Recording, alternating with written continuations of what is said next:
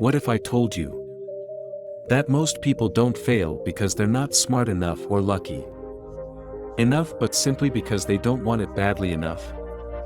Not truly. Not deep down. We live in a world full of people who say they want success, say they want change, say they want more from life. But when push comes to shove, when the discomfort sets in, when the sacrifices start to weigh heavy, they give up. They fold. They retreat. And not because they're incapable, but because they never made that desire a necessity. This story is about a young man named Arjun. He didn't grow up in a city of opportunities. He lived in a small, peaceful village nestled between high green mountains and a flowing river. Most people in the village were content with what they had. They woke up, tended to their crops or their small shops, shared stories around the fire at night, and found joy in routine. But Arjun was different. There was something restless inside him, something hungry. He wanted more. More knowledge. More growth. More purpose. More success. So he tried. He tried farming. The first season brought promise, but then the crops failed. He tried a small business. He invested time and savings, but it went under before the year was out. He turned to others, merchants, traders, anyone successful for mentorship. But no one was willing to teach him. In every attempt, he hit a wall.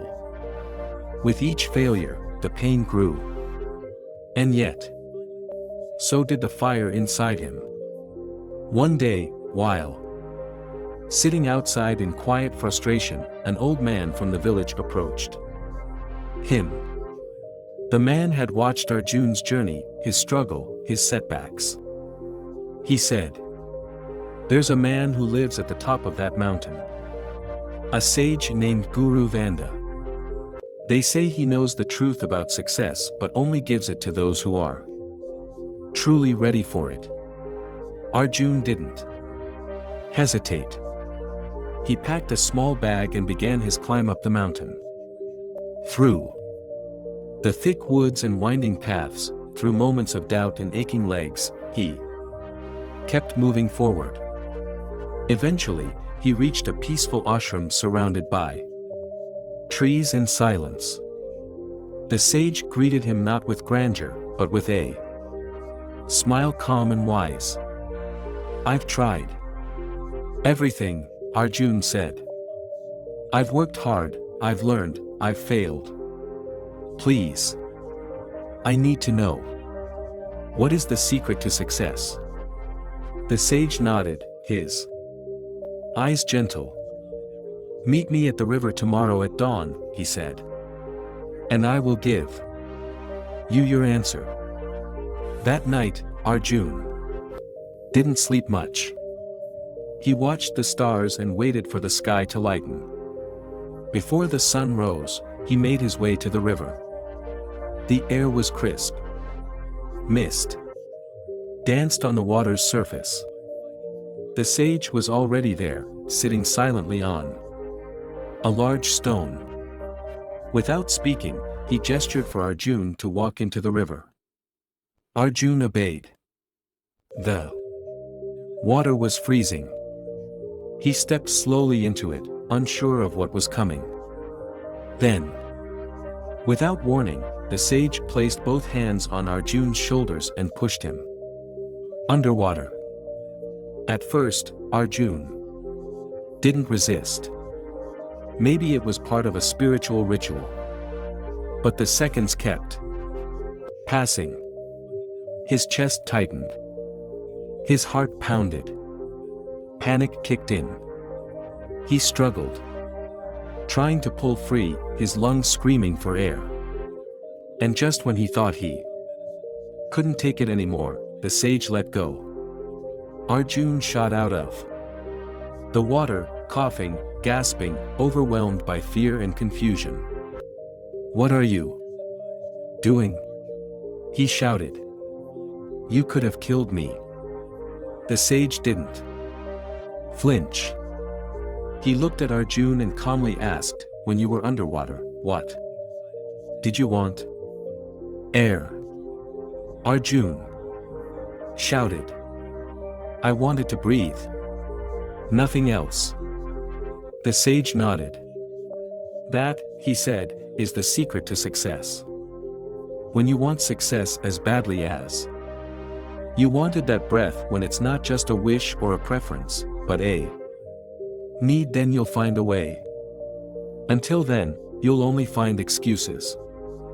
That moment, terrifying, raw, unforgettable, changed everything for Arjun. He walked back to his village soaked and shivering, but his mind was clearer than ever. For the first time, he understood that success isn't about being lucky or being smart. It's about hunger, drive, urgency. So he changed. Not all at once, but day by day. He still failed, yes. But now, he saw failure not as the end but as feedback. When his crops died again, he didn't curse the soil. He studied agriculture. He tried new techniques. When his business struggled again, he didn't fold. He revised his plan. He adjusted. He kept moving forward. He was no longer just working hard, he was working with purpose, with fire. And slowly, his efforts began to pay off. His business grew. His understanding deepened. People noticed.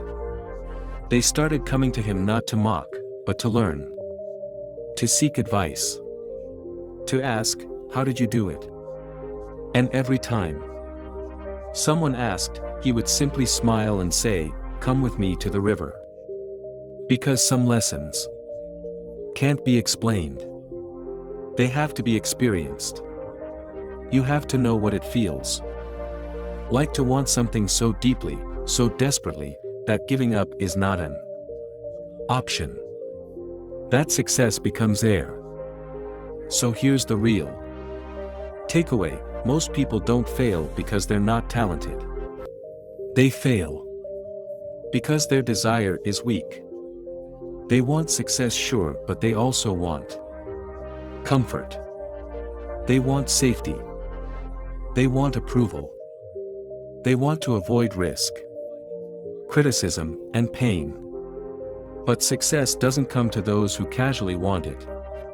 It comes to those who are obsessed.